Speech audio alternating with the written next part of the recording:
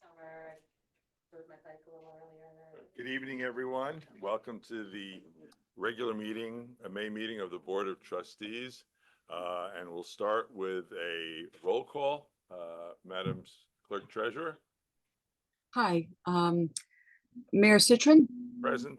Deputy Mayor Lindsay, Present. Trustee Book, Present. Trustee Shara, Present. and Trustee Shaw. Present. Thank you. May we stand now for the Pledge of Allegiance? I pledge allegiance to the flag of the United States of America and to the republic for which it stands, one nation, under God, indivisible, with liberty and justice for all. Thank you all very much. So I'll start the mayor's comments with some good news. Financially, we actually have what I would describe as a trifecta to report to the community today. First of all, believe it or not, recently, maybe in the last day or so, we got a message from the Department of State, New York Department of State, advising us that in 2009, in the legislative session of 2009-2010, we received a grant of $5,476. So that's 15 years ago. And we neglected to collect it, but it is now available for us for the purpose of repair on dams, water, or sewer, which is quite timely, coincidentally, because some of you may know, but pond number 3 dam sprung some leaks, and we've had engineers take a look at it, and they're going to prepare a proposal for the appropriate repair. So this $5,500 will certainly come in handy towards paying for the proposal. That's the first leg of the trifecta. The second leg of the trifecta, we would love to thank Matt Tenari and Molly Gonzalez, who have graciously agreed to donate a generator to the police station. And we are so thankful because if anybody remembers, we had a blackout several months ago, and the generator that is located there is as old as the hills and did not turn on, and the police department had no electricity. And after that took place, we promised that we would go out and get them a generator. It was estimated that it would cost $10,000, $20,000, $25,000 for the generator itself. And now we have a charitable gift, a donation from the Tenaris to replace the generator. They will also provide the transfer switch, and what we will pay for is the transport of the generator from their house to the police station and the installation, saving us tens of thousands of dollars in taxpayer funds. So we all, the Board of Trustees and residents, owe the Tenaris a debt of gratitude for that. Finally, after negotiations with our village attorney, he graciously agreed to provide us with a rebate on legal fees that have been paid over the last year, or at least since last July when he was retained. And that rebate or credit towards future bills is in the order of $20,000. Wow. So these are good numbers. It's good to see. And as I said, it's a trifecta and benefits the village quite greatly. The next thing I'd like to mention is to remind everybody we have an election coming up. On June 18th, the polls will be open from 6 a.m. to 9 p.m. Sorry, Mayor. Sorry, it's from 7 a.m. to 9 a.m. I'm sorry. 7 a.m. to 9 p.m. It will be at Village Hall. There will be 2 trustee positions that will be elected. Deputy Mayor Lindsay has submitted petitions and will be seeking a full term. And Jedediah Turner has submitted petitions, and he will be seeking the other seat. The next item I'd like to discuss is landscaper licensing. The law went into effect on May 15th. It required all landscapers and tree cutters to submit no-fee applications with proof of workers' comp, general liability, and automobile insurance so that they could work in the village. And I'm pleased to report that we have received and approved 13 applications. Every application that was submitted had the appropriate paperwork and was approved. I'm going to read the list of the approved applications, and then we'll talk about the outstanding ones. Bost Horticultural, Carmine Labriola, Curtis Landscaping, Wicks Arborist, Develop Horticulture, Downs Tree Service, Green Valley Landscape, HC Landscaping, Hickory Hollow Landscapers, JA Lawn and Construction, RPK Landscapers, S&B Curdy Group, Winks, doing business as Go Organic Land Care. To those landscapers or tree cutters that have not yet submitted their applications, if you hear the sound of my voice, I would suggest that you submit them as quickly as possible. While we're providing a grace period, at some point, that grace period will end.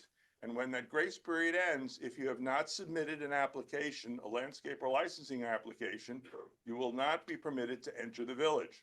So again, I suggest anyone in the sound of my voice, whether they are a landscaper, a tree cutter, or are serviced by a contractor who was not just mentioned, then you should tell them, please get in your application. Again, it is a no-fee application, and we appreciate the cooperation we've received from all the landscapers to date.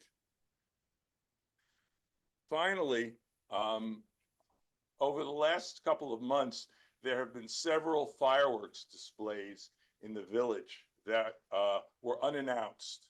We had one, interestingly enough, at about 12:30 or 1 o'clock in the morning several weekends ago. The police department investigated and was unable to find the source of the fireworks. I'm also told that as recently as this weekend, we've had another display of fireworks, again, unnoticed, unannounced, and it's distressing to your neighbors if you just start shooting off fireworks without providing any notice. Under the circumstances, on behalf of the village, I'm going to, at the next board meeting, propose a local law with respect to regulation of fireworks displays.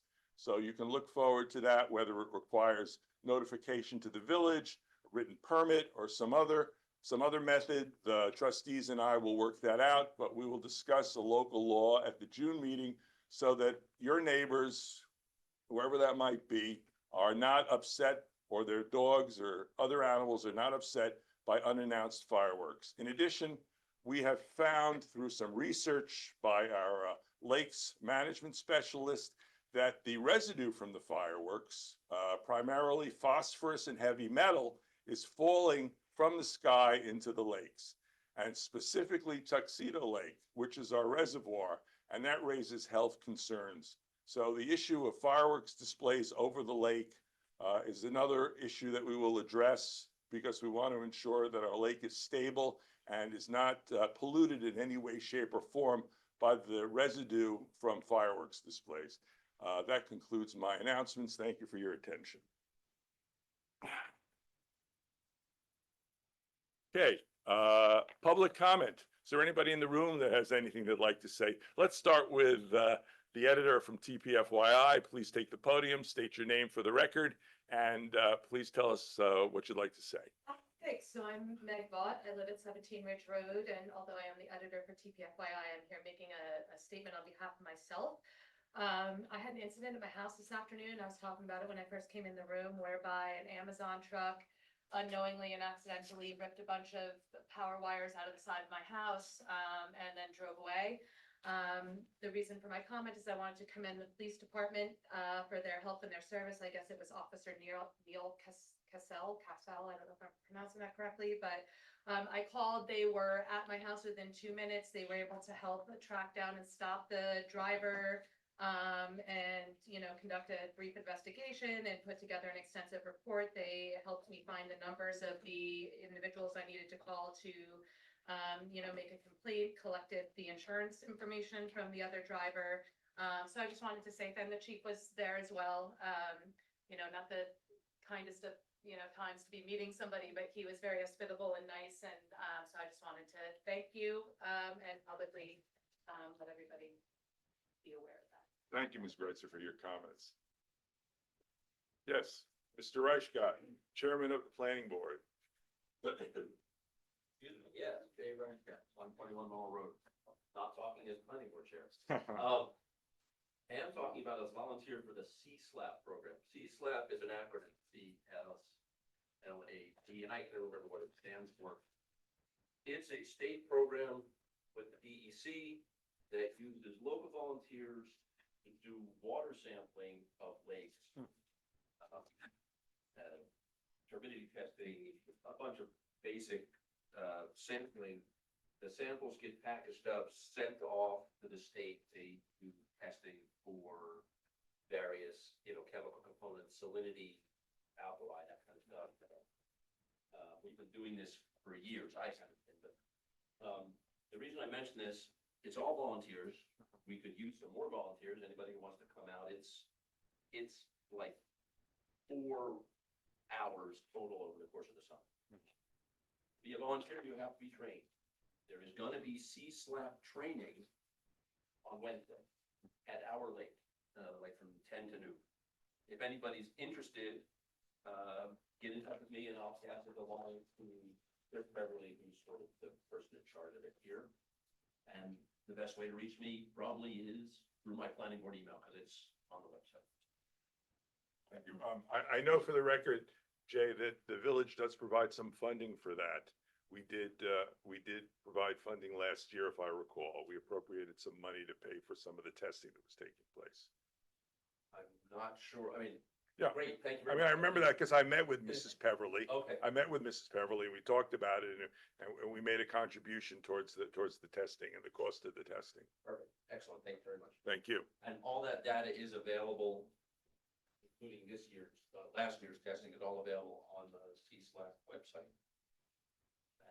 Thank you so much. Anybody else in the room have any public comment they wish to make? Anyone on Zoom like to make some public comment? If it's no trouble, could I make a brief public comment? Absolutely. Is this Ms. Dougherty? Yes, hello.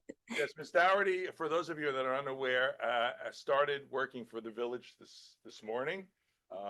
She is a college student who will be working over the summer on issues such as billing professional fees and other IT matters, hopefully, because she's certainly more skilled than anyone else working at Village Hall to update the website. So go ahead, Fiona. Feel free to talk.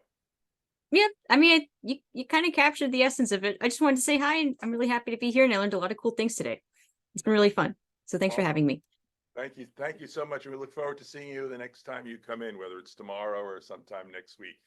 Anybody else online? It's a small crowd online tonight. Anybody? Okay, fine. Then we'll move on to trustee comments, starting first with the deputy mayor. Thank you. First, I'll report on Climate Smart and Clean Energy Committee work that's been going on this month. May 11th, we had 3 vendors who helped us with our clean energy campaign. We had Healy Automobiles for electric vehicles, Nebraska Plumbing and Heating for heat pumps, and we had 2 community solar companies represented.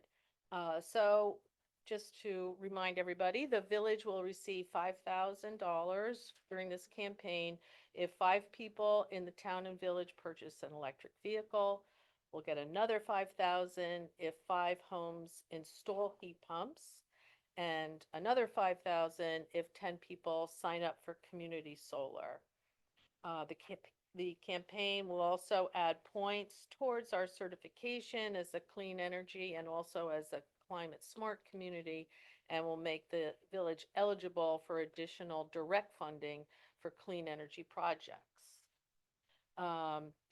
We had a meeting this morning with the Community Choice Aggregation Administrator, which is Joule Community Power. That's JOULE for when you'll be getting mail from them. So the program is going to be rolled out over the next few weeks. All eligible customers will receive a welcome packet, and residents are eligible if they have not already contracted with a third party for electricity supply.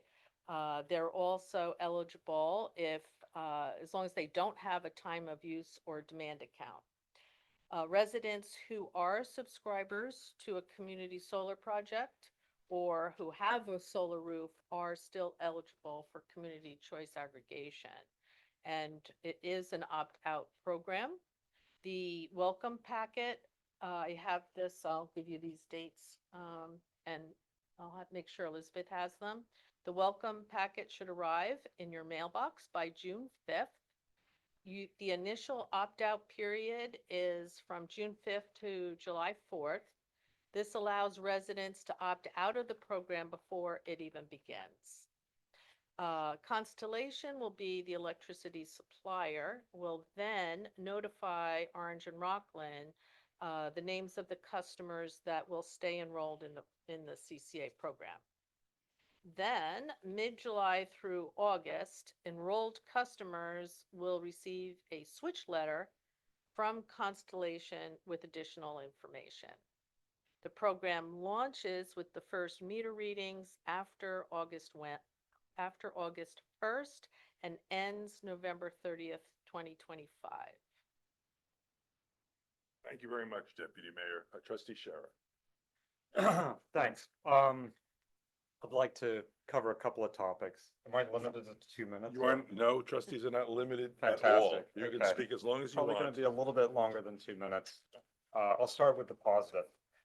So tonight I just submitted my application for a geothermal unit. I know a number of other people in the park are putting in geothermal units. It took me a little while to get comfortable that the payback period made sense. I think for me, it's probably going to be in the 5 to 6 year range. I know for others, it was a faster payback. But what's really interesting is, as part of the Inflation Reduction Act, the federal government gives you a 30% tax credit on the full cost of your project. That's one. That's a big piece of it. The other big piece of it is the utility gives you a very significant rebate. And then the third piece is New York State provides you a rebate up to $5,000. So order of magnitude, and I'm not going to share numbers with you, but I think John has the numbers, but I don't want to share them publicly.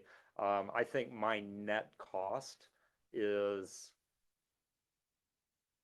it's under a third of the total construction cost.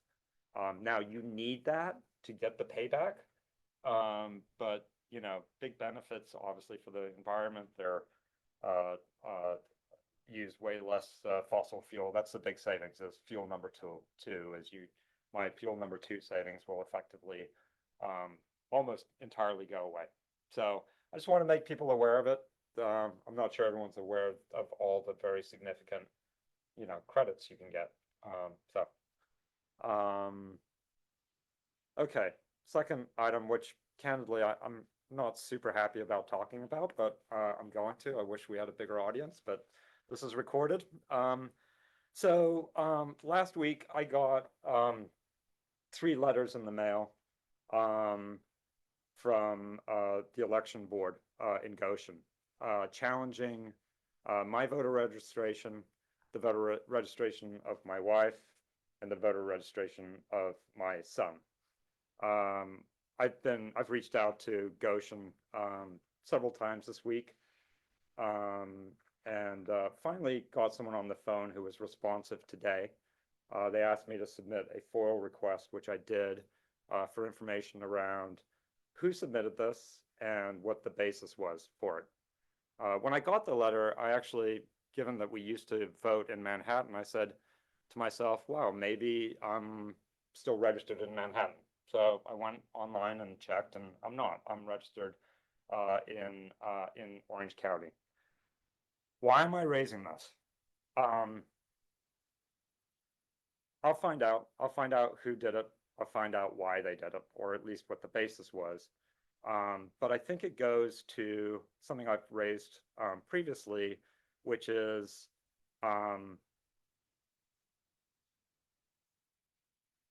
people using either legal threats. I view this potentially as harassment, strategies to make it not fun for us all to do what we do, which is be volunteers. And I think we need more transparency, because what I've seen in this village over the last few years is people fighting, but not in a productive way. It is fine for us to have our differences, but it's got to the point where trustees, and members of the board, other boards, the sub-boards, are getting letters that are accusatory. They don't seem to require a lot of fact. You can just seem to throw anything against the wall and really make this job very challenging, okay? And again, that's what we signed up for. But I've really been thinking about, what's the best way to try and minimize this and make the conversation more productive? And I'm a big fan of putting everything out in the public domain that can be in the public domain. Because my experience has been all of this division and all of this discord comes from a very small subset of our residents. And I'm hopeful that if we can be very transparent about who's writing letters or having lawyers write letters, and where our lawyers are having to spend time. And if we just make that a report every month about who wrote a letter, what's the general content of that letter, obviously we protect confidentiality so that it's very clear to all of our residents where this comes from. Because I will tell you, I feel like I spend 50 to 70% of my time dealing with issues that are doing nothing to progress this park. I want to spend time on the long range capital planning work that Michelle and I are doing with Joanne Hanson, Gardner, and Tom Berenson. I want to spend time on that. I want to spend time with Jim Hayes on how we can fix the lakes. That's what we should be spending our time on, okay? And so my proposal is that at a minimum, every month, we have a report that says, we got these letters and it's requiring legal time and effort to respond to. And honestly, all of those letters are foilable. Everything we get is foilable. I would propose, even if it's just, it needs to be redacted, letters get put into the public domain. People need to know that this harassment is happening, okay? And that's my best solution. I'm open to other suggestions. That's my best solution to really try and temper it. And I will tell you, I'll just put this on the record, if the challenge to my voter registration and my family's voter registrations was intended to get me to no longer be a trustee, it's going to have exactly the opposite effect. I'm not going anywhere, and I'm not going to be bullied. Thank you. Thank you for your thoughts, Trustee Scher, and we'll follow up on your proposal. Thank you. Okay. Trustee Brooke? We had the Jewel call this afternoon. The solar company, what was his name? The community solar is Solstice and Yeah, Meadow Solstice. Energy. Solstice had a program where they were providing a $25 incentive for people to sign up, and the referrer of those people would be paid $50. Real opportunity to misuse what's going on. I spoke to Jewel today, and they said they had absolutely no relationship with them. They are paid by an administrative fee, so there's no issue about improper payments in the Jewel situation. I would seek counsel at some point that when we do contracts, there be a stipulation that nobody is getting paid for that. Just keep it honest, keep it open. Thank you, Trustee Brooke. Could I clarify something? Sure. The community solar companies are separate from the community choice aggregation. So we can talk about that a little bit more. Trustee Shaw. Nothing that, Michelle and I have been talking about the budget transfers, because we spent the time looking at it. And we wanted to delay the approval of them until next week sometime. Hopefully, I mean, Michelle is available, I'm available, hopefully someone else is, and we can do it by Zoom. Because I asked Elizabeth, the way it works now, when you look at that she sends us the budget from QuickBooks, when you look at the budget, that budget includes the budget transfers that she's done. And so you don't really know where you stand from where you started on the budget and where we are. So she put together a spreadsheet that shows us what the budget was that we adopted, and then all the transfers in and out from each of the chart of accounts and where we are now, which is the budget. Because if you look at it now, it looks like our attorney budget was 410,000, but it was 140 that we adopted. She just transferred that much more money into it because of all the litigation costs. So, Right. yeah, so, and then another thing that will come up is, I think she has now from appropriated funds, like almost $250,000 to cover legal fees. So it'll be much clearer for all of us to see next week, so she'll send it around to us, and that's my proposal, is that we don't review them now, because it doesn't give us a good idea of where we stand. So you're asking for a special meeting next week? I think it would, yeah, I think that would be, Okay. Yeah. All right, then we'll schedule a special meeting any particular day you prefer? I'm good. I'm Okay. available, Monday, Tuesday, Wednesday, Thursday, and Friday. I'm gonna be on trial in White Plains. Is there a trustee who's available Wednesday, Thursday, or Friday? How I'm about available Tuesday? I'm available Tuesday? Tuesday, Okay. yeah. All right, so we'll schedule a special meeting for Tuesday afternoon. Okay. Does that great. work for you? Yeah. Okay, yeah, all right, great, okay. All right, moving on. We have the reports, and the court report is attached for everyone's review. We next turn to Chief Alan Faust to give us the police report. Good evening, Chief. Hey, good evening. The police department for the month responded to 182 calls, one criminal case, one arrest. They gave 9 warnings out, three fire alarms, 2 other regular alarms, 4 medical calls. We assisted the town police 3 times and helped out the state police with an investigation that they were doing.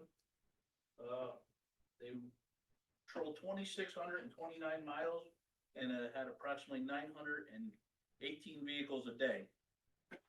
Also, I just did my recertification as a car seat installer. So we offer that to any of the residents. Just give me a call and we'll set that up for you. And today I received a letter from the district attorney's office where the Orange County District Attorney's Office partnered with the Hudson Valley VA healthcare system to create an Orange County Veterans Suicide Prevention Coalition, which hardly they say that there's actually 17 veteran suicides a day, and they set up this coalition to get more knowledge out to the community and everything else, and they put out flyers and pamphlets to 1,128 stores and businesses throughout the county, and just dial 988 is the simple thing, to press 1, or you can just send a simple text. But just to know those services are out there, and anybody that needs them to please take advantage of them. And lastly, we also looks like we're receiving a grant from the Law Enforcement Technology Grant, which might be able to upgrade a couple cameras that we have, and it looks like it's probably going to be about $14,000. So that should help out with a couple cameras that we would like to put around the village in a couple areas. Thank you, Chief. Well, Thank you. one question, how are the police vehicles holding up these days? They're doing good so far. I mean, I know they get a lot of use. They do. They're all still under the warranty or their extended warranty, which is good. I think each one of them, the extended warranty was purchased, but the biggest part with them is just the long amount of idle time, and the small trips to the village. They just get beat up, but I think we're fine with them for now. You just stay on a program where you can just get one every couple of years to, so you're just not getting floored with having to like buy 3 at one time or anything. Just stay on a good path with that, and when we can still get, pretty good money to, auction them off, it'd be, pretty good, but I think we're definitely fine for the 2024 for the police vehicles, for the patrol vehicles at least. Thanks, chief. Thank you. Appreciate it. Any questions from any of the trustees? No. Okay, DPW Supervisor Voss? So actually, it should be superintendent. Supervisor. So, I guess the past week or two, we've been pretty busy over at the WEWA, installed the raft and the ropes. And I understand there's one that we didn't install that will have to get installed after the health inspection. We've also been spending time trying to get everything looking good for Memorial Day, cutting grass, cutting some brush on the roadways that are brush that's hanging in the roadways. We installed a new sign at the entrance of WEWA Park. We were having trouble with that roadside mirror we installed on East Lake Road. It kept, when the wind was knocking it loose, and, so I think we've got that straightened out now. We secured it a little better. We cut brush and weed whacked the dam embankment so the, engineers can get a good look at the damage that we found. We repaired one of the window shutters here at the village office. We installed a drain pipe near our, pump station on Mountain Farm Road and regraded the driveway. It got washed out from all the heavy rains we had a couple months back. We also, regraded the, access road to the Mountain Farm storage tank that also got washed out. We, cut back the brush along the fence line at the sewer plant. Worked with Nelson Tree Service on, tree removal on Westlake Road. We patched some potholes on Westlake Road. We removed some metal debris from the Slip Road Trail. We replaced wood decking on our roller trailer and scraped everything down and gave it a coat of paint. We worked with Sterling Carting on both pickup. We have a scrap metal pile at the DPW over, at the course of the year when we remove old drain pipes. So, I ordered a dumpster and we received a check for $244 for it. Steam clean boats, water and sewer. We started painting fire hydrants again. We had to stop in the fall because the condensation, it's impossible to paint. So we started on East Lake and Ridge Road, and we'll be moving over to Tower Hill as time or weather permits. Finished a hydrant flushing program on April 23rd. We did a repair to the ceiling at the water plant, concrete repair, that I guess you could say was overseen by Weston and Sampson, Jen. Right? Yeah, that's the Obtained various water meter readings requested by Denise. Installed the meter at the WEWA Park and cleaned the bathhouses, got all that ready. Installed seasonal water meters. At the sewer plant, we installed a new crane that we use to lift the pumps up and down. One of them broke, so we installed a new one. We found a small leak at the base of one of the storage tanks, and John has contacted a company to come in and do a robotic inspection of both tanks to see, If I could just interrupt for a second on that issue, the capital planning committee is gonna wanna know what the useful life of these tanks are.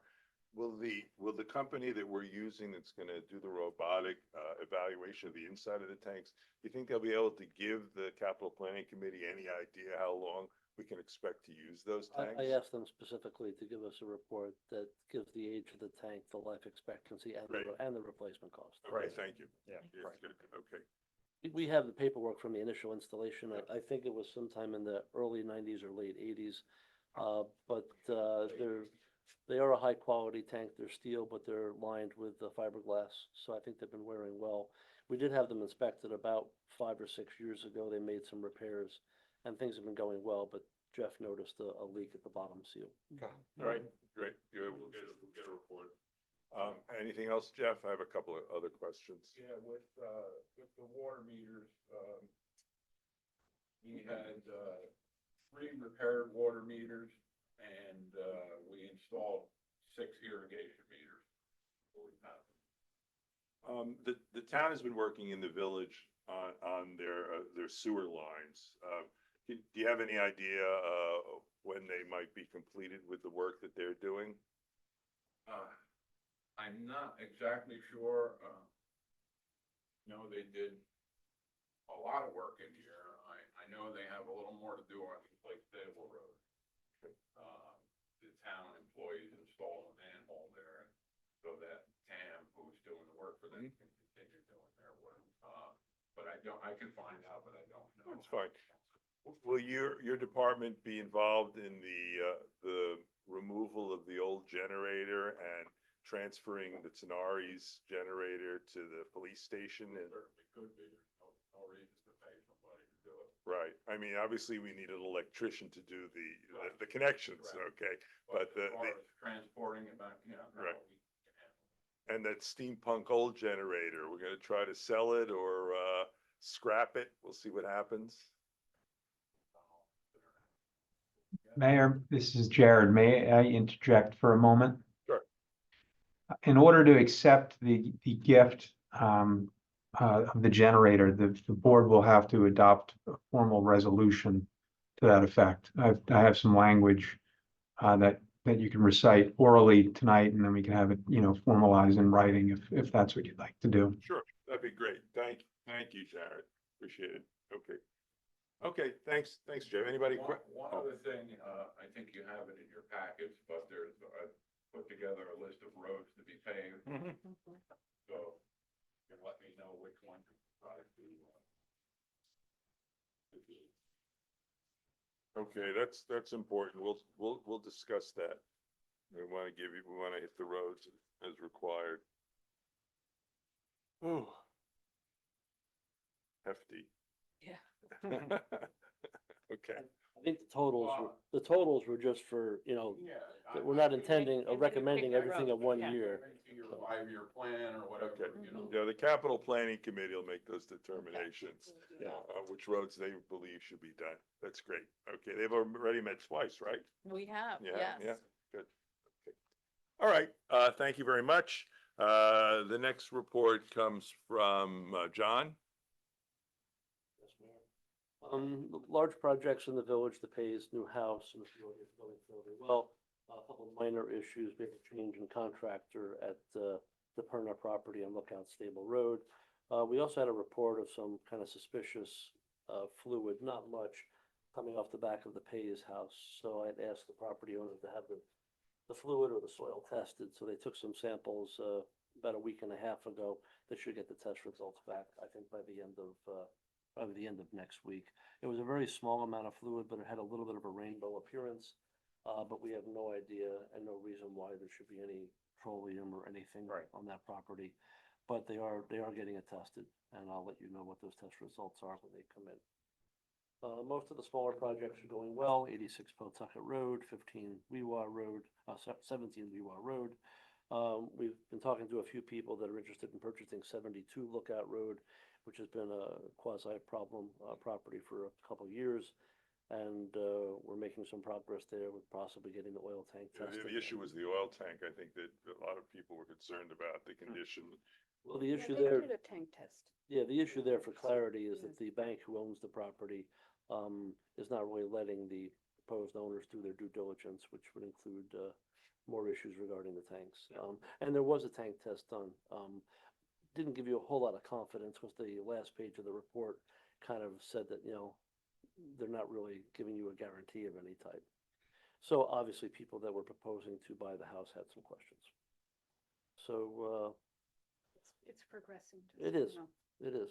126 Summit Road, we did issue some paperwork to the village attorney regarding a violation for tree cutting and topping of trees, and asked the attorney to proceed with paperwork for a violation notice and court papers. Yeah, if I could just interject on that. Jared, do you have any idea when, your partner will have the paperwork for the, notice of violation and the summons for 126 Summit Road? I will reach out to Chris, Mayor, and get back to both you and to, John about the date that he'll have that done.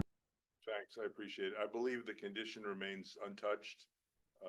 Is that true, John, on 126? I asked them not to. Not, touch anything right, so until everything the as it was found, the down trees and the tops of the trees are still lying on the ground. Okay, great, thanks. Regarding the police department generator, we had to do some due diligence there. We were not sure if a 20 kW generator was sufficient. We hired a local electrician who did a load test of all three buildings at the same time, and they issued a letter to us that the 20 kW generator should support the entire operations, should we lose power. And I will now seek some estimates on getting the generator and transfer switch installed. We had an issue at 77 East Lake Road 3 months ago, but they've removed the number of fallen trees that had accumulated over the years. Southgate House, we're seeking some companies to perform energy audits to make the house more efficient before we determine the most efficient heating system that would be needed. As you may have seen, the repairs to the village office roof and wall damage are underway. They started early this week. We also had a Orange and Rockland do a lighting audit. And I walked around with representatives from O&R to just about all the village-owned buildings. They submitted a report to us offering a 62.5% average energy reduction price. The total cost of the project is $28,000. They're subsidizing at approximately $8,000. So the cost to the village is approximately $20,000. There is a deadline date for near the end of June where this program, or most of the program, will not be allowed anymore. So we should meet to review this. There's a number of safety issues that also are part of this report. There's some lights at the police department that don't work. There's an area or two at the DPW shop that are not very well lit. So it's not just energy savings, but there is some safety issues that we're trying to address with this report. Just for instance, New York class, the interest earnings as of today was $209,000. And that's the major stuff. Thank you, John. Any questions from any board members for John? I hesitated when you said the capital planning committee had met twice. We've actually met 3 times. Oh, okay. Just so you know. Okay, I stand corrected. Okay. I'm not a member of that committee. It I is should making know. rapid progress. I Okay. stand corrected, Okay. okay? You're right, I forgot about the one Yes. that we met with Joe Zungol of And- Weston and- and and Sampson. John. I was Yeah. relying John. on I a forgot that. conversation this morning with the deputy mayor, but I stand corrected. You know, I'm sure you guys I are making stand great corrected. great progress. Hmm. Oh, we'll just. Well, it's not you, Paul. Okay, all right. Unfortunately, that was my wife. Okay, the water department reports are attached to the record. So the next is the treasurer's report. Elizabeth, do you have a report you'd like to make to us tonight? They're attached to the record, so if anybody has any questions, otherwise they're. So all you have to do is put attached to the record and I'll read it directly Okay. from the agenda. Okay. Okay, the final report actually is going to be made by me. Some of you, most of you may know Peter Van Zandt, who lived in the park for decades, and he loves Tuxedo Lake. And in the past, when he lived here, he had this old classic wooden lake boat that he would take out and take people out for rides.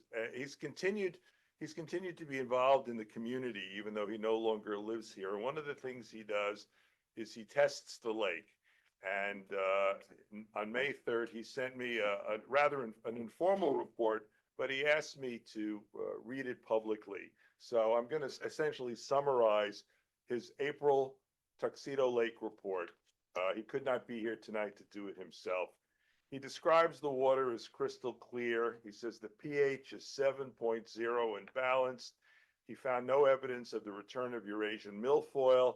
A few cormorants have been seen, which strongly indicates a smaller herring population due to our trout. And he saw a healthy return of the lake's crawfish and a good population of black mussels. He uses the crawfish like the miners use canary birds that will tell you of any problems with the lake in our lake or air in a mine, as it were. I want you to know that we do have a lakes manager, a professional. Yes, With we do. expertise. We're not relying on Pete, we love Peter, but we're not relying on Peter as the sole source of information regarding the lake. But he loves it so much, he wanted to submit this report in. And on behalf of the Board of Trustees, we thank you for the work you've done and for this report, and we look forward to receiving other reports from you in the future. And on a related note, Jim Hayes, who's chairman of the Lakes Committee, is organizing a Lakes Committee meeting this coming Saturday to continue the progress that's Okay. clearly being made. Great, glad to hear it. Okay, the next is we have a series of minutes that have to be approved. April 17th of 2024, April 18th of 2024, April 23rd of 2024, and April 27th of 2024. I understand there were some modifications that needed to be made to some of these minutes. Right, I think just the minutes from the I'm sorry, Michelle, did you want to talk? No, that's okay. The minutes to the regular meeting, no vote was taken on the budget transfers, and since we're delaying tonight's budget transfers, do you want to just do all of them next at the special meeting next week? Yeah, that's fine. I have no problem with that. We'll take care of that. We'll put that on the agenda for the special meeting Okay. on Tuesday. Okay, so Oh. I'd make a motion at this point. I'm sorry, did we do the vote on the reports to the board? Oh, sorry. Thank you. Okay. My first motion is be it resolved that the board add all written reports to the permanent record. Do I have a second? Second. Second by trustee Shaw. All in favor? Aye, unanimous. The next resolution is be it resolved that the Board of Trustees approve the minutes from the following meetings: April 17th, 2024, April 18th, 2024, April 23rd, 2024, and April 27th, 2024. Do I have a second? I thought we just decided to wait for till the next month. For all of the, Yeah. all of them? Yeah. Okay, then we'll table it. I withdraw the motion. Oh, no, I thought we were just gonna do the budget transfers. I thought we were gonna accept the regular minutes as corrected, like no, or as amended. Meaning that the budget transfers would be removed from the minutes that we're approving. If you want to do it with the special meeting, that's fine. Maybe that's I'll leave easier. this up to the budget directors. What do you trustees, Deputy Mayor, want to do? Let me just clarify. You're taking the whole section of the budget transfers that were in the April 17 minutes out. Right, Okay, because we didn't vote on them. right. Okay, so So- then we could approve. So them. they're actually, we could just vote on the minutes as they are because they don't contain the resolution for the budget transfers. I wrote them in there, but I didn't put the vote. I shouldn't have written them in there without the vote. And Does these that make any are sense? the ones We're going to consider Discuss, well, next week. yeah, but I guess, I thought we voted on it, but I guess we didn't, so it'll be No. part of. We didn't vote. Okay. No, we forgot. I would just put it all for next week, keep it all together, the minutes, unless, right, because the Board of Trustees meeting has the minutes in it. I mean, the transfers, but I don't care. Okay. So you want to vote on the other minutes, not the regular meeting minutes, just the other ones? Then what we'll do is we'll hold off. I'll renew my motion as follows. Be it resolved that the Board of Trustees approve the minutes from the following meetings: April 18th, public hearing; April 23rd, public hearing; April 27th, special meeting. Do I have a second on that? Second. All in favor? Aye. Aye. I'm gonna abstain just because two of them have preambles and you all know how I feel about. Okay. preambles. I'm okay with April 27th, but the 18th and 23rd. So I'm abstaining, you guys. got Okay, it. so you got the vote 4-0-1. You got that, Elizabeth? Yes, I'm sorry, thank you. Okay, great. All right. I'm sorry to be a pain, but when we did the motion for the reports to the board, you said that Shaw seconded, was it Shaw or Shara? It was trustee Brooke Brooke. or trustee Shaw. They both raised their voice at the same time. You can pick one of them. Okay, They both said I'll- second. Okay. I'll take Shaw since you said Shaw. Okay. We now move on to old business. We have a request, as the board is aware, for two fireworks displays. The traditional one for July 4th, and then one at the end of the summer for August 31st. So I would open that up to discussion. How does the board feel about a second fireworks display in light of what we've learned about fireworks over the lake and the remarks I made during my comments? Well, just to clarify, we did approve July 4th. We did. Yeah, so I would say that I am in favor of just one per season. Especially given that the uncertainty about the heavy metals and so I would like to just keep it to one. I think, given the report that AJ gave us, it seemed very innocuous. Like he just said what happens in New Hampshire, but didn't send a huge alarm that we're gonna die if we have a second fireworks. So I think we could get more information from him if that's it, because what he sent us about whatever New Hampshire was definitely not alarming to him, or certainly not to me. So What was the, I actually don't feel particularly strongly about this, but what was the basis for the request for the second set of fireworks? I can't say. I mean, we can look at the letter. Right. They haven't done it before, so this would be the first time that they want a second one. Well, I think the sequence is that, because of rain, one year it was canceled and rescheduled to Labor Day. Mhm. Right, so that was the single request, but it got changed because of weather. It appears they are requesting two, try to bring the community together. So, I guess I would say I have no trouble with approving, Labor Day fireworks as well as the 4th of July fireworks. But, I don't know what the process is. All right, so I'll make a motion. Be it resolved that the Board of Trustees allow the Tuxedo Club to have a fireworks display on Saturday, August 31st, 2024, rain date September 1st, 2024. Is there a second? second, Second by trustee Shaw. Voice vote, all in favor? I, It's 3 ayes, trustee Scherer, trustee Shaw, and trustee Brooke, nay? Nay. Nay, 2 nays, deputy mayor and mayor, 3-2. Okay. We'll advise them they've got a second fireworks display. All right, the next item involves a proposal to essentially reinstitute with some changes what was the law 15 years ago, Chapter 49 fences. And we had a presentation at the last meeting by the planning board chair, and I asked him to come back this evening to essentially describe for us the draft proposal that he put forward, which each of you, I assume, received regarding a new Chapter 49. And so, Chairman Reichgott, feel free to take the podium. Thank you. So, because I'm a firm believer that somebody has to write a draft so everybody else can look at it and go, what idiot wrote this? I put a draft together. Basically, what I put together, and you guys saw the track changes version when I sent it to you. Yep. It is essentially the text of the original Chapter 49, or the one that's on the books now, with some modifications that address the recommendations that I made when I gave my presentation. So I'll try to remember them all. The sunset provision is gone because that kind of doesn't make any sense. I clarified some of the definitions to make them, I think, more usable. I allowed for cedar posts as well as steel posts because that seems to make sense as a support method. I took out the very arbitrary no more than 35% of your property and put a setback number. The number I picked was 20 feet.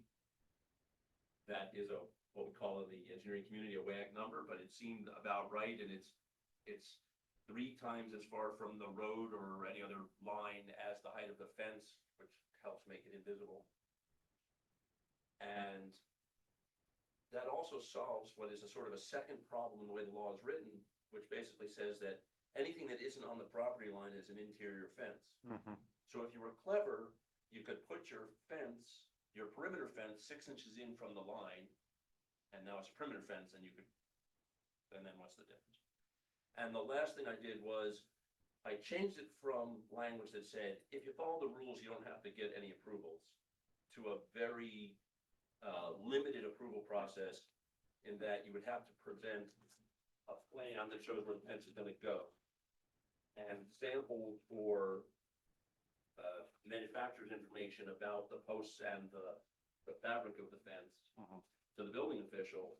And if you meet the rules, the building official can approve the fence without having to go to bar. Right. This is only for secondary fences, which are deer fences. If you wanted to do any other fence, you'd still have to go through the whole application, bar review, and everything else. And because I shouldn't have to pay for your fence, there should be a fee for that application review, which should be, more or less what it costs the village to do the review and process payment. And then, because I've done a couple of these, we just named the fee in the law, and then you can set it by resolution every year or whenever you like at a meeting, but you don't have to change the law to change the fee. I don't think I left anything out. I'd be happy to answer questions about why I picked any of those things, but mostly this is for you guys to have something to mark up. Explain to me the 6 inches perimeter fence versus the 20 feet setback fence. So the way the original chapter 49 is written, and the current version, a perimeter fence is a fence on the property line, essentially, or on the road line, on a non-road property line. And the zoning has a setback for that. It's 2 feet from a property line and 5 feet from a roadway. An interior fence, which would be either a permanent fence, which is a primary fence, or a deer fence, which is really what we're talking about, I think, mostly, is anything that's inside the line that is that perimeter fence. So if I was clever and sneaky, I would put in an application for a fence that was 6 inches in from the line, call it a perimeter, call it an interior fence, and I would essentially get a perimeter fence without anybody being able to stop it. And part of the intention of this chapter was to prevent the development of a village that was cordoned off into fenced compounds. It's very clear that the founders and previous boards have very much envisioned the village as being an open, bucolic kind of environment with limited fencing. So by setting a setback of 20 feet or whatever the number turns out to be, any interior fence that could theoretically enclose the remainder of the property would be set back from the road to avoid the visual impacts of having fences on every property. How does it affect existing fences? Interior. Let me start by saying I'm an engineer, not a lawyer. Yep. And this hasn't, as far as I know, been reviewed by council yet, so. It has not. Question. But it's an open question. My Right. guess is, like most code things, if you have an existing fence and it's legal, it stays legal. But again, I'm gonna throw that back to council. Yep, no, it makes sense. Is there a difference in height of perimeter fences versus interior fences? Good question. Yes. The perimeter fences are limited by zoning to 4 feet on the front yard and 6 feet on side and rear yards. That's my recollection. I would note that the village has a somewhat unusual definition of a side, of where a front yard and side yard meet, right? But that's neither here nor there. Secondary fence, interior fence, secondary fences would be permitted to go to 8 feet, which is the sort of magic number for stopping deer. Mhm. Because theoretically, a deer won't leap over it. I don't know if that's completely true. I think a 5-foot fence and a 4-foot dog is the best way to keep deer out of your yard, but that's a different issue. Trustee Brooke?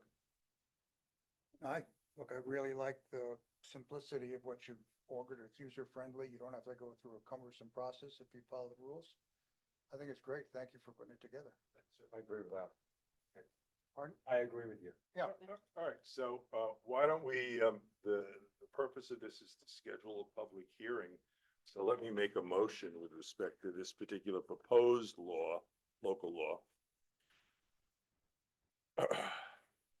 Be it resolved that the Board of Trustees authorize, Clerk Treasurer Doherty to schedule a public hearing to discuss Chapter 49 fences as proposed on, now, in terms of the timing, I'll suggest that we put this over to the date that we have the reorganization meeting. We could either have the reorganization meeting first or have this first, but I think that would be, my suggestions, the first meeting in July. Anybody have any thoughts about that as compared to, say, scheduling it for the June meeting, and we may have to adjust the June meeting?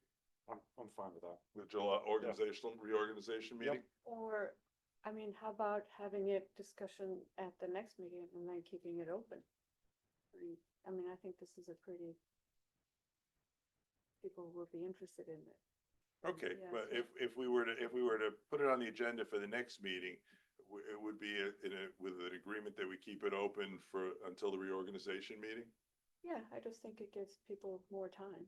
Okay, I mean, I don't have any, Good suggestion. anybody have any problem with that? Good suggestion. no, Okay, so, we'll put in the date, and now the problem is we don't have a date for the next meeting. That's all The- right.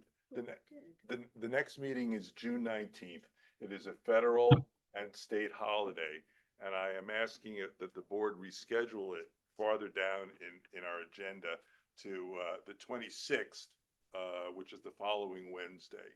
However, Trustee Brooke has advised us he's not available, so I'm open to the following Monday, the following Tuesday, whenever we can all get together. Oh, okay, so it's a fit because A federal and state holiday, yeah. I thought Elizabeth said she could do it the 19th. Yeah, I think the optics just aren't great. Yeah. we should be observing that holiday. We agree. should not fly in the face of that holiday. So what about the 20th? Do we have enough people for the next day? I mean, That was the I thought that problem. was. what day? The 20th. Thursday, the 20th. I can do the 20th, Yeah. yeah.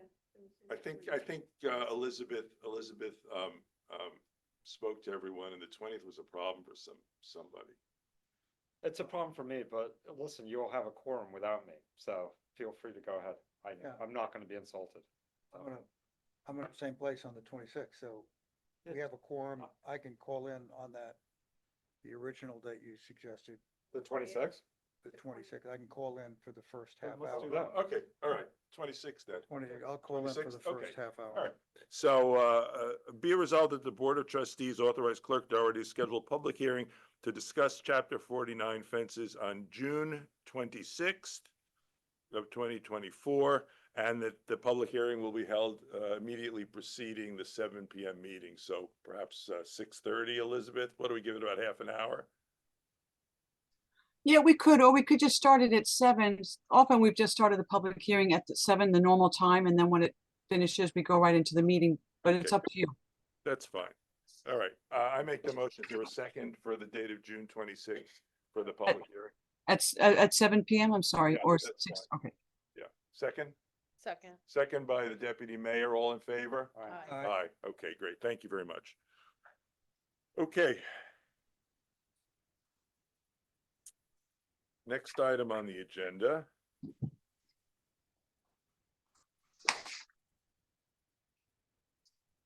New business, okay. With respect to the town of Tuxedo's request to participate in the Gem of New York television show, that request has been withdrawn by the supervisor. All right, I had a conversation with him this morning, so we need not discuss it.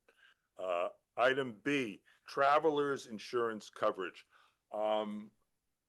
We are currently, we have a Do broker. you know why he withdrew it?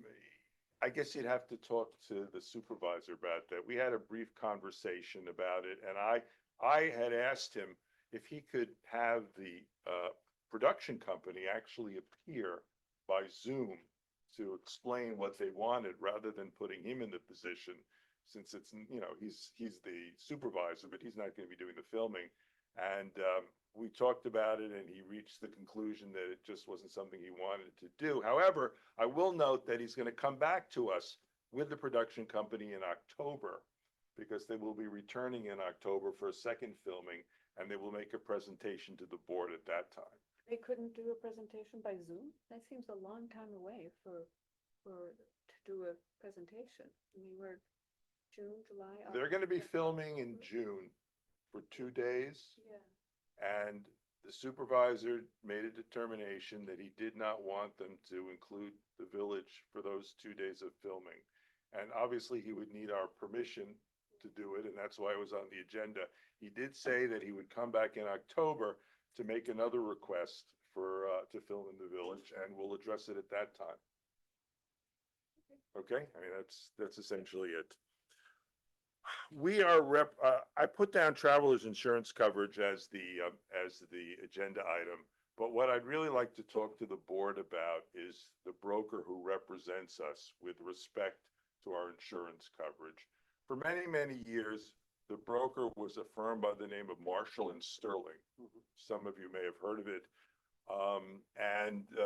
They worked with us for a long time, and I've spoken to John about this, and I'll ask him to comment on it. We were very, very happy with the service they provided. Several years ago, we moved to a broker in Palisades Park, New Jersey, by the name of J.J. Farber. And they got us hooked up with Travelers, which is fine. They turned us down on the earthquake damage to the dam because there was an exclusion in the policy of earth movement, but be that as it may. Travelers is not the issue. The issue is, are we getting the best service from the broker that we've had as the broker of record for the last 3 or 4 years? And I talked to John about it, and I'd like John to just fill us in on his view of Marshall and Sterling, who have come down and made a presentation to us several months ago to regain our business and what they offer versus J.J. Farber. If we were to agree that regardless of who we select, we want to pay premium, the lowest possible premium, to maintain the insurance. So the question is, who's going to be the broker of record?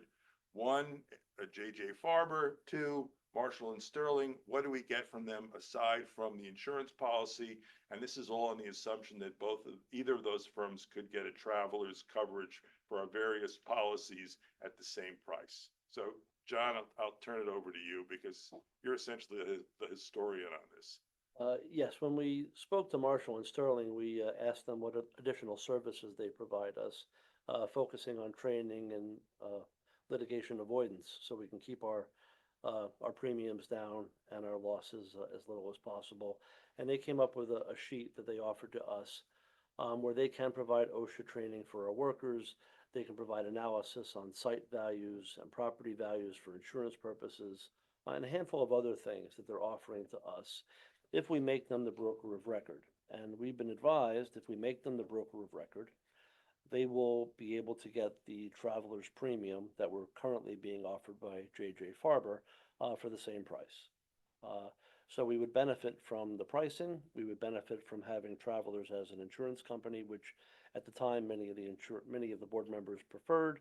And we would be also getting these additional loss control services from Marshall and Sterling, which we think would be beneficial. We obviously wouldn't benefit from all of them. We're still a small municipality.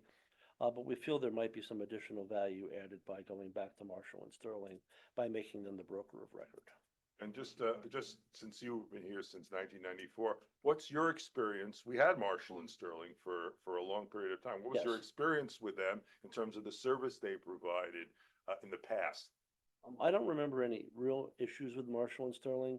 The one hangup that many past board members had is that, you know, everybody looks at Travelers as being a primary insurance company, and they are for certain things. But in the municipal insurance world, Travelers really isn't, you know, the only name out there. There's other names which people are not familiar with because you don't own municipalities. Right. So while Travelers is fine, over the years, we've had other companies like Argonaut and there's others who provided us good service.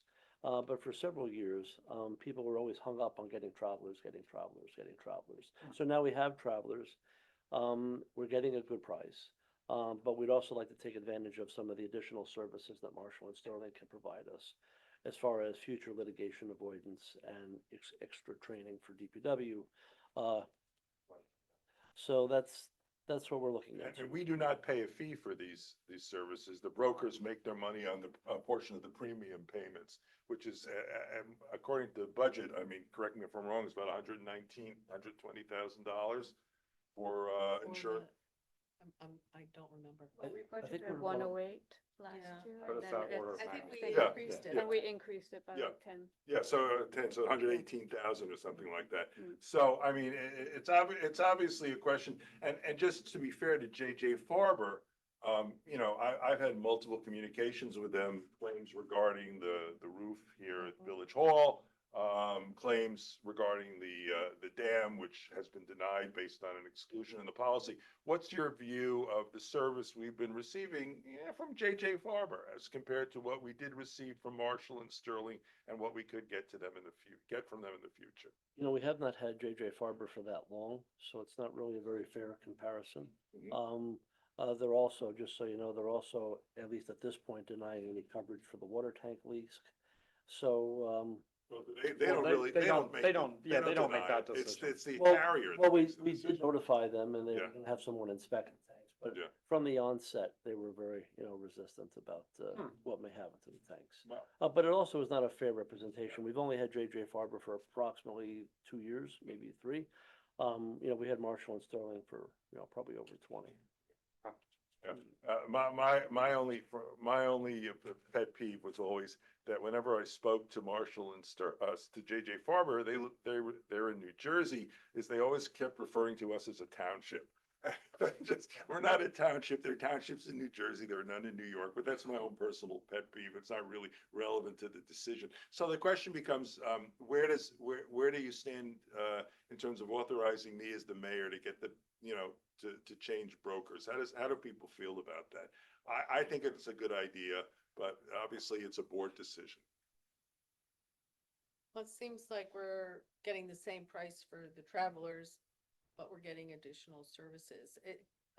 So, you know, for that reason, it makes sense. But is another question whether there's a better insurance for municipalities? There is an insurance, there is a reciprocal insurance company called NYMER. I Yes, went up yeah. to the mayor's conference upstate and they had a table, a lot of vendors had a table. And I walked over to introduce myself and the agent at the table said, "Oh, we're bidding for your business." I said, "Yes, you are. And you're $10,000 more than our current carrier. So we'd love to be covered by NYMER as a reciprocal municipal insurance carrier, but you got to do better." And her response to me was, "Well, just raise your deductibles." Okay. Okay, so that's an option. If you want to go with NYMER and we raise our deductibles, the premium will come down. But comparing apples to apples, Yeah. it's still $10,000 more. Travelers at 118 and 119, and NYMER came in at 128, 129. So it'd be lovely to have a municipal, Would they, I mean, the difference, the fact that municipalities have structures and infrastructure that residents don't have or businesses don't have, that Travelers is more used to covering, like dams and water tanks? Well, certainly NYMER has experience with the municipalities because that's all they service. And Marshall and Sterling is the regional broker for NYMER here in Oh, Orange County. I see. Okay, Okay. every region across the river, it's Spain and Company, another big insurance broker that offers NYMER. So Marshall and Sterling could get us NYMER. But they're not exclusive with nine. No, they're not exclusive with NYMER, but they're the exclusive agent for NYMER in this particular county. So what was your request? Your request was to basically have negotiating authority to figure out Which broker, which which broker- broker we should go with, Right. assuming the cost is the same for the policies. There's somebody else we looked at when we were doing this, I'll forward it to you, and they apparently specialize in municipalities or like big things, so I'll send that to you and then you can talk to them also. Okay, the reason I'm That's asking for authority to pick the best broker who will provide the best service is the policies are all coming up for renewal, mid to late June. I'm fine with you having that Yeah, authority. and I'm fine you having the authority, but I just wanted to Yeah, sure. send you the other proposals Okay. so you can talk to them also, That's because why fine. not? Okay. Yeah. So I'll make a motion. Anybody else have any comments on this? Select, I agree. okay, all right, great. So, let me just make a motion.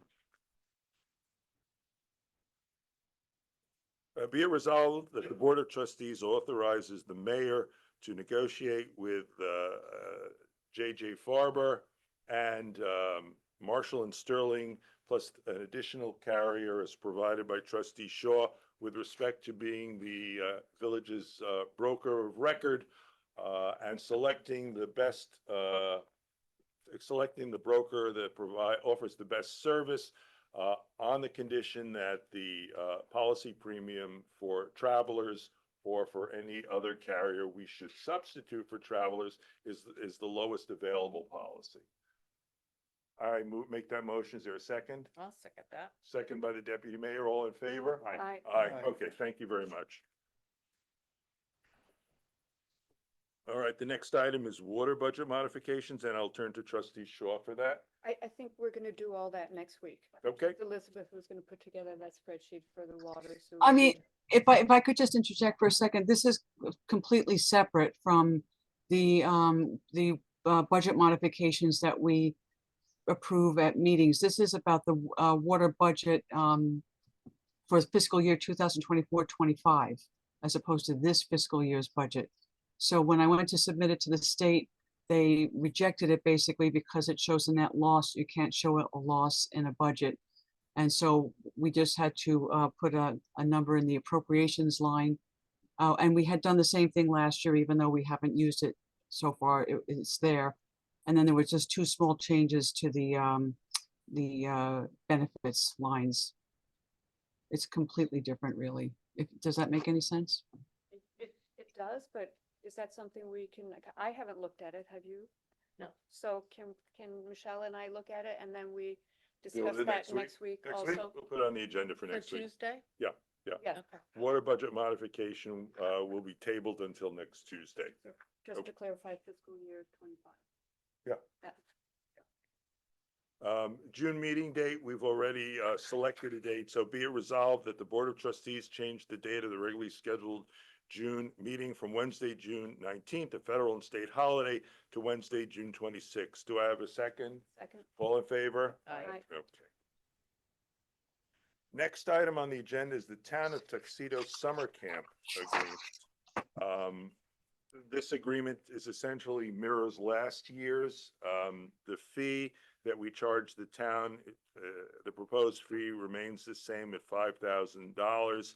The dates on the agreement, of course, change slightly, and I open it up for discussion. I'll make a motion I should make a motion. I make a motion that we approve the summer camp agreement with the town of Tuxedo. Do I have a second? Second. Second. Okay, discussion, folks. Anybody? Is there any change? There's no change from last year. Yeah, Yeah. I'm fine. Everybody's okay with that? Yeah. All right, all in favor? Aye. Aye. Aye. Aye. Unanimous. Okay, we have a recommendation from the chief to hire a part-time police officer, Officer Errand. Be it resolved that the Board of Trustees authorize the hiring of a part-time police officer, Brendan Errand, at the rate of $27.30 per hour and $32.96 per hour on weekends. I'll make the motion. Is there a second? Second. Second by trustee Brooke. All in favor? Aye. Aye. The next item on the agenda is water levy. Be be it resolved that the Board of Trustees levy unpaid water and sewer bills in the amount of $47,641.29 onto the June 2023 property tax bill. Do I have a second? Mayor, if I may. Yeah. It's a re-levy. I received an updated list from Denise. Okay, Oh, Late yesterday Different number. morning. Yes, 43,000, okay. 879.44. Did you repeat that? Because I want, $43,000. yeah, $879.44. okay. That reflects, I think, at least one payment that was received, sometime. All right, I'll restate the motion. Be it resolved that the Board of Trustees levy unpaid water and sewer bills in the amount of $43,879.44. Do I have a second?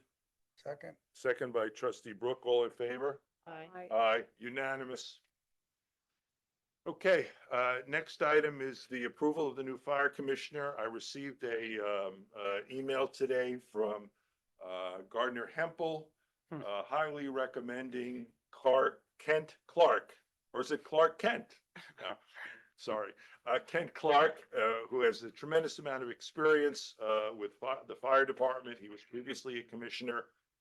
He's been with the Tuxedo Park Fire Department for many, many years and is highly recommended by Gardner Hempel for to complete a 5-year term that was vacated by a resignation. So be it resolved that the Board of Trustees approve the appointment of Kent Clark as Fire Commissioner to complete the 5-year term vacated by the resignation of Jeff Dowling, which will expire on December 31st, 2025. Do I have a second? Second. Second by the Deputy Mayor. All in favor? aye, Next item on the agenda is a grant acceptance, the money that was found. So be it resolved that the Board of Trustees accept the New York State Department of State grant that was awarded in the fiscal year 2009 to 2010 in the amount of $5,476. The money will be used for engineering expenses for the village dams, sewer, and water lines. Do I have a second? Second. Second by Trustee Shaw. All in favor? aye. Aye. Okay, we have one more resolution, which was. Mayor? Yeah, The generator. which was the generator, yeah. Yes.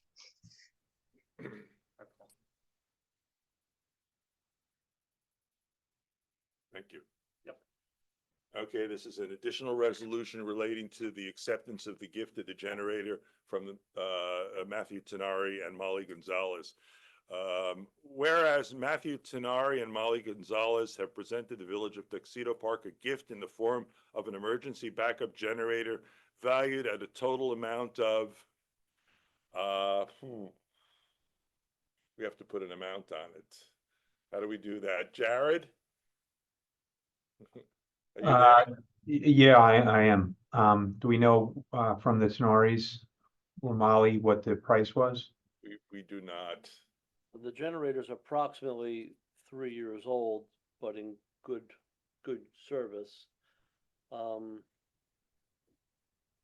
I could ask, obviously not tonight, but I could ask the company that supplied them with the generator and maintained it for an estimated cost of what it's worth, what its value is. The planning board chair has a suggestion. Isn't it worth what we would have had to spend to buy one? The only estimates we have are for 60 watt generators. Much lower. Yeah, we don't have one for a 20 watt. Nowhere's near. So Jared, we need your suggestion on this, how we complete this resolution. My suggestion is unless the generator needs to be connected immediately is to find out what an approximate cost is and then pass the resolution at the next board meeting. Special meeting. Yeah, We just yeah, add it to the special special Okay, meeting. all right, we'll add it to the special meeting. I'll withdraw the motion because we need an additional fact, the value of the gift. I don't know, we can move to accept the generator so the process can occur, which is going to get moved, and we'll fill in the amount later. Sounds like It's it's a just a gift. connection issue. I mean, it sounds like the special meeting will be more than time enough. Okay. Yeah, let's find out between now and Tuesday, okay? I'll withdraw that motion and we'll table it for tonight. Okay, thanks. All right. Okay, moving right along, audit of claims.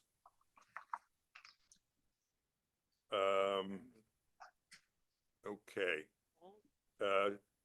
Treasurer, Madam Treasurer, audit of claims? So I will note for the record, bills in the amount of $107,970.70 were received for the general fund, $13,908.19 for the sewer fund, $18,425.09 for the water fund, and $37,478.11 for the capital fund. And I'd also just like to know for the record that last month we had bills from the professional fund that were audited and ordered, paid by the board, but I did not mention them as I usually do. So I just wanted to know for the record that in March 2024, we received bills for $3,461.80 for the professional fund. Okay. Budget transfers is tabled until the special meeting on Tuesday. Now we move on to closing comments. Anyone from the public? Chairman Reichgott. Thought about this, the first one. As everyone knows, when I assumed the chairmanship of the planning board, it was because the previous chairperson, Joanne Hanson, was moving on to your new committee. She resigned the committee entirely, the board entirely. So we have a vacancy that needs to be filled. I've been looking around for it. But if anyone has a suggestion, or if anyone is interested in being on the planning board, serving the community, shaping the future of in a very real sense, shaping the future of our little village, this is where you do it. I will also say that we're perhaps the least utilized board in the board hierarchy. So if you're concerned about time, we meet less often than any other board. But Not that that's a recommendation, we're still important, but. there will be work. There will be work. There will be work. There are subdivisions coming. There will be work. And this is important. Yeah, there will be work. Okay. So Anyone who's interested can reach out to me through the planning board chair email address on the website, and I'll be happy to discuss what we do. Thank you. Okay, any public comment? First in the room. Anybody like to add anything? No public comment in the room. Any public comment from anyone on Zoom? No, okay. Wow. All right, any trustee comments? Nope. I have one, okay. I'd like to just make a brief congratulatory announcement, which I should have probably made during the mayor's comments, but I'll do it now. We have a resident, her name is Svetlana Gorda, Gorda. She lives up on Acoma Road, so I know her rather well. And she deserves congratulations for winning the first prize playing piano with Gennady Kupsiak on the clarinet. There was a competition in March 25th in Brooklyn, and they were awarded the first prize. Their performance is on YouTube if you want to see it. But we have very talented residents in this village, including Svetlana, and she deserves an accolade from the board for that particular accomplishment. And congratulations, Svetlana, and congratulations to your partner, Gennady Kupsiak.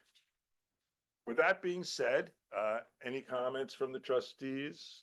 I just have a question. When in the past, we have had the fireworks at the club on July 4th. For that Right. celebration of Yeah. that, the town the village has provided for police coverage and all of that. Because it's a community event. Right. So this is an additional expense. I just thought Right. I'd bring that up. I Right. didn't think about it until after the vote, Right. but that's okay with everybody. I mean, it's a community event, everybody's welcome, right, from town or here, so. Yeah, I just don't know what the cost is. Obviously we've incurred it every year when they do it for the, Independence Day celebration. But I just think that,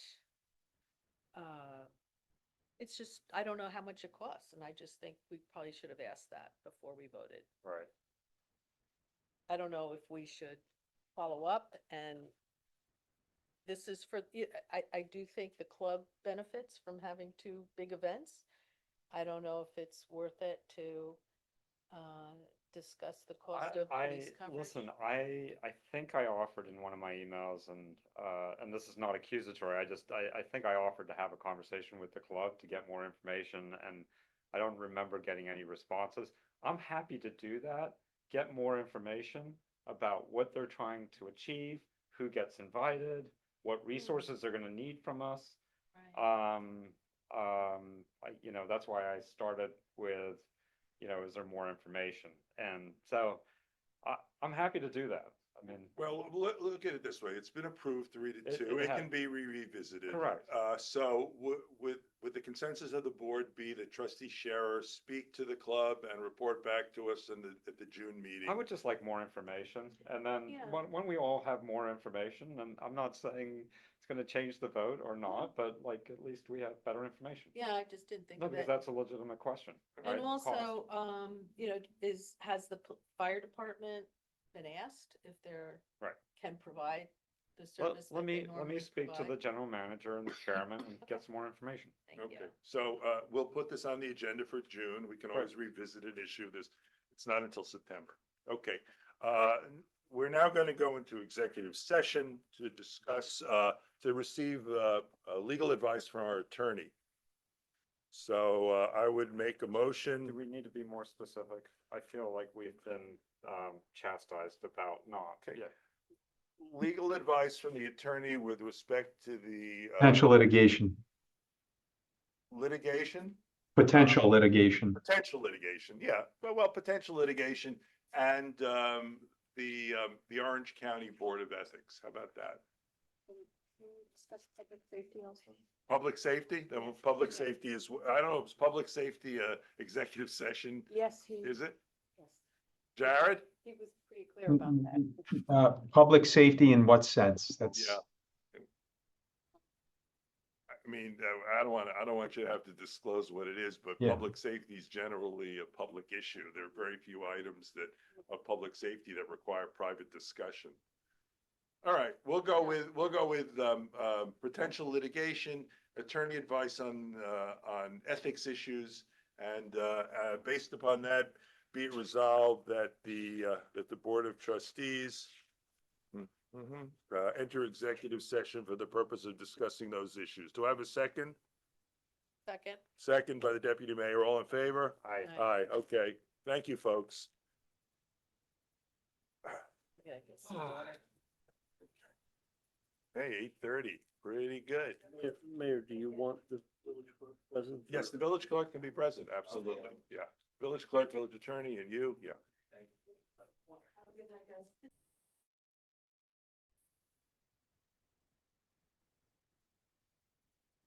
Okay, anybody out there, you can come back in. Okay, looks dark.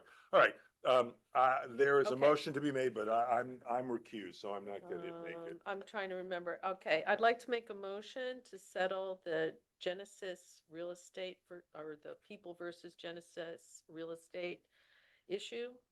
In Is there accordance more? with the so ordered civil compromise stipulation for case number 2112-0003. As Jared said. okay, I'll second that. Okay, any more discussion? All in favor? All in favor? Aye. Aye. Motion carries. I make a motion that we adjourn. Is there a second? Second. Second, all in favor? Aye. Aye, okay. Have a good Thank evening. you. everyone. Thank you.